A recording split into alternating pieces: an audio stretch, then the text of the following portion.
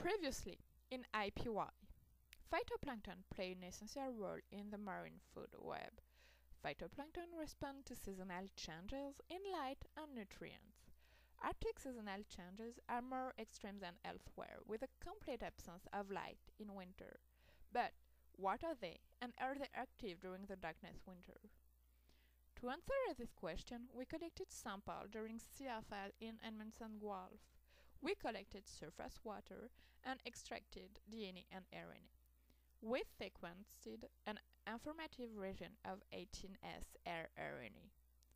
We found that a number of phytoplankton species, including diatoms, were present and active in winter but at low abundance.